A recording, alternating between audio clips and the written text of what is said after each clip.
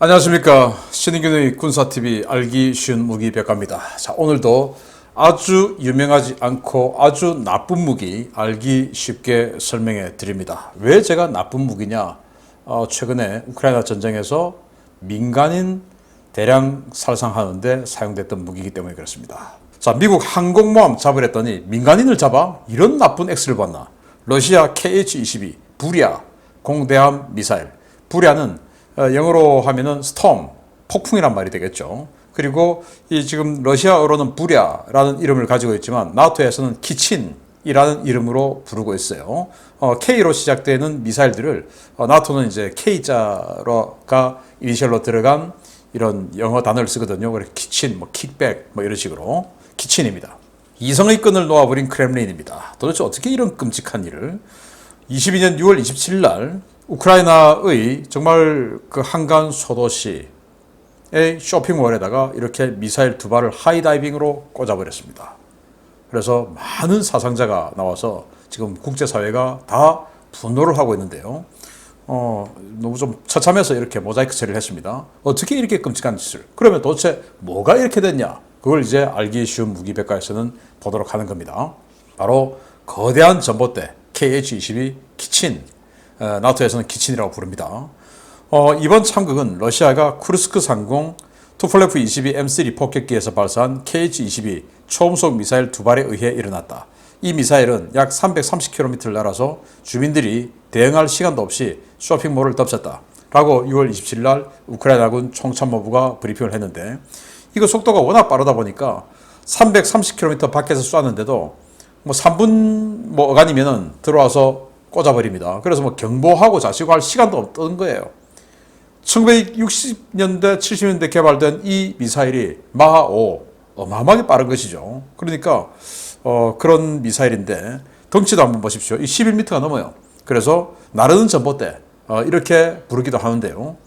이렇게 거대한 이런 미사일을 지금 여기 이 폭격기가 바로 백파이어 폭격기입니다. 여기 장착하고 있는 사진인데 이거 두 발이 날아와서 덮쳐버렸다. 그렇게 해서 이런 비극이 생겼다라는 건데, 그럼 지금부터 이 비극의 주인공 키친, KH-22 키친, 러시아어로 부랴 알아보겠습니다.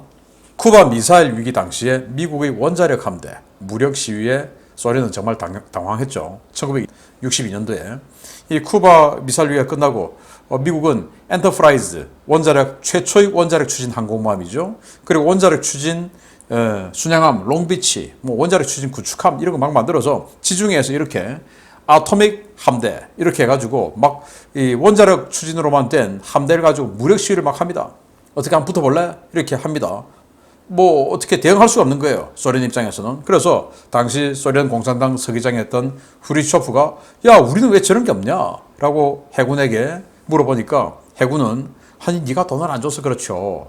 왜냐? 뭐 제가 여기다가 뭐 니가라고 했지만 뭐 그렇게 하겠습니까만은, 아무튼 위에서 돈을 안 주니까 예산 우선순위에서 해군은 항상 밀리니까 미국의 저런 엄청난 함대에 대항을 할 수 없었던 거예요.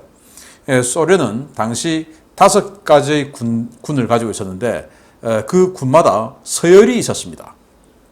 우리는 육해공군 3가지 군대 아닙니까? 근데 소련은 5개 군이었어요. 1등 전략 로켓군, 2등 지상군, 3등 방공군, 4등 공군, 5등 해군. 방공군하고 또 뭐 공군하고는 뭐가 다르냐? 방공군, 예를 들어서 수호 27 전투기 같은 경우는 방공군이에요. 아주 멀리 날아가서 미국의 미사일이나 전투기가 날아온 것을 전방 나가서 요격하는 거, 이걸 방공군, 미그 25 방공군. 그러면 이제 전선 전투기들 지상 뭐 캐스 해주고 이렇게 전투 벌어지는 현장에서 한 200-300km 날아가서 적 때려주고 뭐 이런 거 하는 거, 예를 들어서 미그 21, 미그 19 이런 거는 공군 이렇게 나눠져 있어요. 그래서 젤랄 로켓군, 지상군, 이제 젤랄 로켓군 생기기 전에는 지상군 1등. 그래서 그 다음에 방공군, 공군, 해군. 그러니까 이 해군은 뭐, 야, 니들이 해군이 왜 필요해? 뭐 이제 이런 식이었으니까 이 원자력 함대에 대항할 수가 없었죠. 그렇지만은 야, 이제 뭐 내놔야 될 거 아니야. 그래서 이제 뭐 이때 대항 함대 프로젝트 해가지고 항공모함 만들고, 결국 이제 나중에 쿠즈네초프 항공모함 나왔지만 이 항공모함 만들고 또 그 항공모함으로 키예프급 그 키예프급이라고 해서 45,000톤짜리, 43,000톤짜리 그 항공모함을 또 만들었죠. 그런 거 나중에 나왔고, 그러면 지금 급하게 항공모함 만든 거에 20년, 30년 걸리니까 그거 안 되고 지금 급하게 할 수 있는 건 뭐야? 이제 이렇게 요구가 된 겁니다. 그래서 1962년도에 소련 공산당님이 소련 해군님을 채팅방에 초대합니다. 당장 쓸 카드가 필요하잖아. 이렇게 돼서 야 동무들 근함 계획서 잘 봤어. 잘 봤는데 야 지금 당장 전쟁을 하니 많이 난린데 1980년대 후반에 완성되는 그 전력 너무 먼 얘기 아니야? 그래서 해군이 아니 그러니까요 일찌감치 챙겨주셨어야죠. 그동안 뭐 없는 자식 취급하시면서 예산은 쥐뿔도 안 주셨는데 대항함대 나와라 뚝딱 하면 뭐 항모가 나옵니까?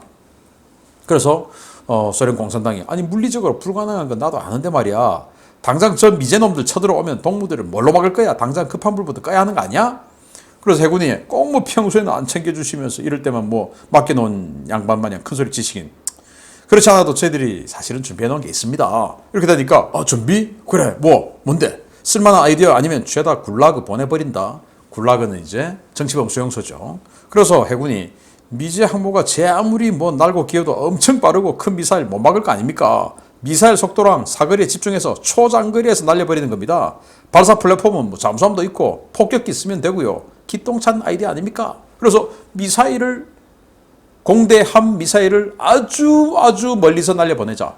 그것도 속도 엄청 빠른 놈으로. 이제 이렇게 돼서 그래 그거 한번 해보자. 이제 이렇게 된 겁니다. 그래서 당장 쓸 수 있었던 최강의 조합 투폴레프 22 블라인드라는 이 폭격기예요.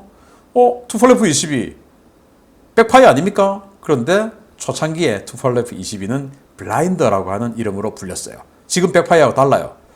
생긴 것도 다르게 생겼죠. 엔진도 위에 갖다 붙어 있고 가베닉도 아니고 속도도 뭐 초음속이라고 하지만 막 1.4밖에 안 되고 그런데 이거 실패작으로 해서 그냥 빨리 도태됐어요. 그리고 엔진이 뒤에 이렇게 붙어 있다 보니까 무게중심이 안 맞아가지고 착륙할 때 까딱 잘못하면 뒤로 그냥 들어버리고 이런 문제가 많았다고 합니다. 그리고 덩치는 이렇게 큰데도 전투 행동 반경이 1000km밖에 안 되는 그런 바보 같은 폭격기였어요. 아무튼 여기다가 이 KH-22 만들어서 이제 부랴라는 이름을 달고 여기다가 갖다 붙이기로 한 겁니다. 그래서 야 이제 미제 항모들 끝장이다.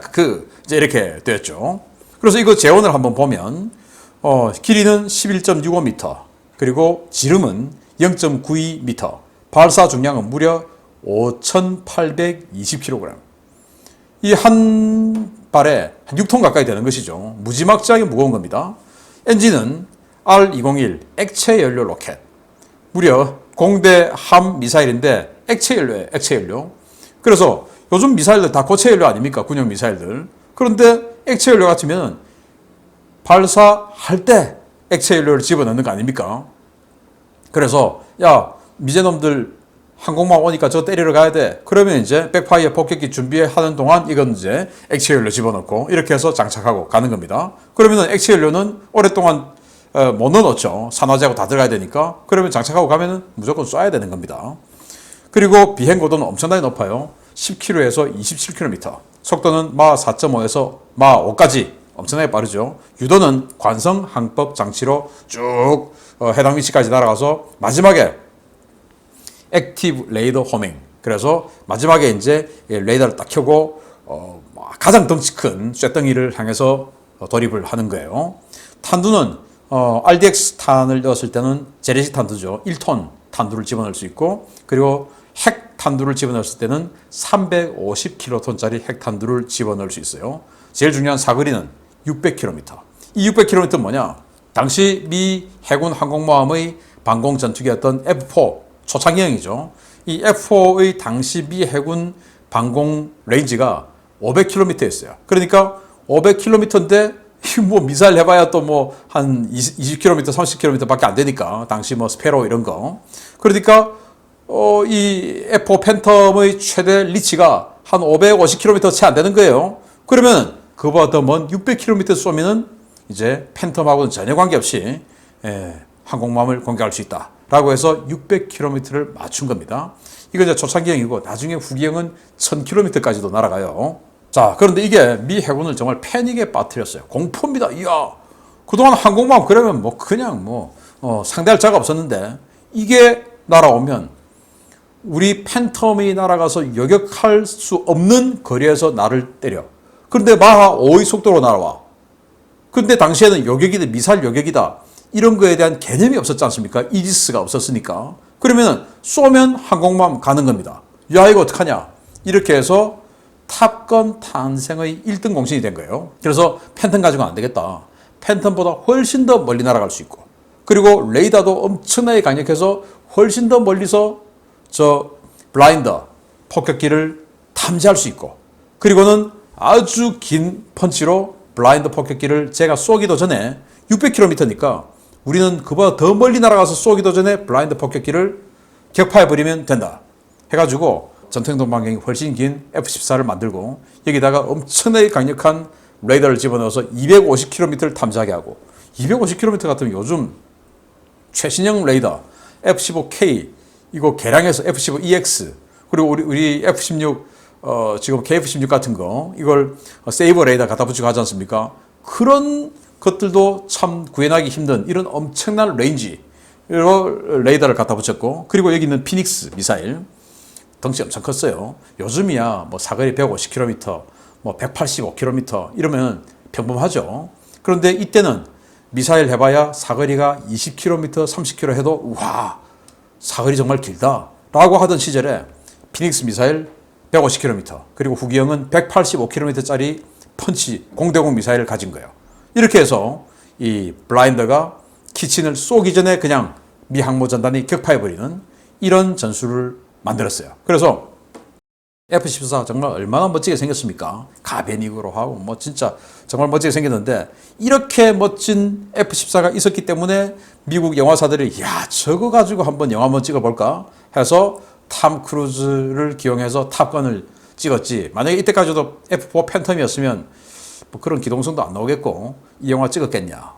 그래서 지금 탑건2 어마어마하게 히트하고 있는데, 저도 보고 정말 이 감동, 마지막에 눈물도 흘렸는데, 아무튼 그 탑건 탄생의 1등 공신이 어쩌면 이 키친 이놈이었다라는 것이죠. 그런데 블라인더가 덩치는 저렇게 큰데 1000km밖에 못 날아가요. 그래서 소련이 이 폭격기를 좀 더 개량하기로 합니다. 그래서 백파이어로 바꿉니다. 블라인더는 엔진이 이 수직 꼬리 날개 이쪽에 갖다 붙어 있었죠. 근데 이 백파이어는 제식 이름만 투플래프 20이지 M 갖다 붙여요. 그래서 옆에다가 전투기처럼 이렇게 엔진을 갖다 붙이고, 그리고 가베닉으로 합니다. 가베닉. 그래서 저공에서도 또 저속에서도 양력을 충분히 받을 수 있도록 가베닉으로 이렇게 만들어요. 그래서 여기다가 이렇게 갖다 붙일 수 있도록 만들어요. 이게 1970년도. 그런데 이 백파이어는 블라인더가 1000km밖에 안 되는데 백파이어는 전투 행동 반경이 무려 2400km. 여기에서 600km를 쏘니까 기지에서부터 3000km까지가 미 해군 항모를 때릴 수 있는 능력을 가지게 된 겁니다. 그래서 서방 세계는 당시 백파이어 쇼크라는 공포에 시달리게 또 됐죠. 그래서 사실상 북반구 서태평양 전역이 타격권에 들어갑니다. 캄차카 반도에서 딱 뜨면 그냥 뜨는 순간 2400km 레인지니까 여기서 쑥 날아와서 여기서 600km 쏘면 거의 뭐 하와이까지 다 때려버리는 것이죠. 조금만 가면 알래스카 뭐 다 때려버리는 것이죠.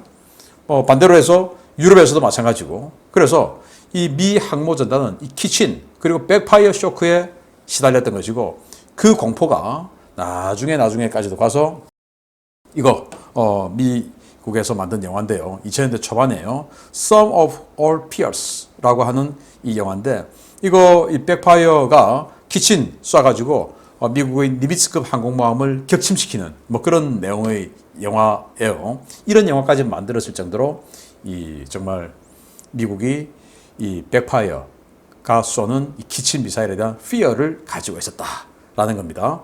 그런데 이제 세월이 점점 발전을 합니다. 미국이 이지스 시스템을 만들어요. 즉 요격 체계가 엄청 좋아진 거죠. 그 요격 체계가 엄청 좋아진 상태에서 이 백파이어에서 쏘는 키친을 보니까 뭐야 이거 엄청나게 고고도로 날아와가지고 뭐 회피 기동도 없고 변칙 기동도 없고 그냥 쫙 날아와서 아주 정직하게 내려 꽂아버리네. 이거 그리고 덩치는 무슨 뭐 소형 전투기만 해. 그러니까 레이더에 너무 잘 보여. 그래서 이 이지스 군함이 이지스 전투 체계를 가지고 다 쳐다보면서 아주 수월하게 요격할 수 있게 되어버린 겁니다. 야혼트 같은 그런 초음속 대한미사일처럼 마지막에 뭐 시스키밍 하는 것도 아니고 아주 해면 밀착 비행 이런 거 하는 것도 아니고 뭐 그러니까 이거는 이제는 위협이 아니게 되어버린 거예요. 그래서 러시아도 이제는 이 키친 가지고는 뭔가 하기가 힘들구나 라고 해서 이건 이제 전력 외 이렇게 됐는데 문제는 이게 한 방에 항모를 격침시킬 수 있도록 탄두 중량이 1톤입니다. 하푼 대한미사일이나 뭐 하푼 대한미사일 225kg이에요. 탄두 중량이. 우리 한국의 해성 함대함 미사일 250kg이에요. 근데 이놈은 1톤. 한 방에 그냥 항모를 격침시킬 수 있게.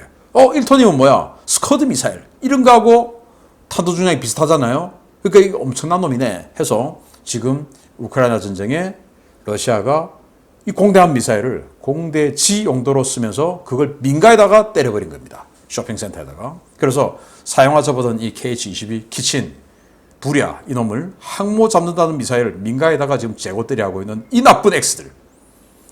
그 주인공, 키친, 부랴, 스톰 알려드렸습니다. 마치겠습니다. 감사합니다.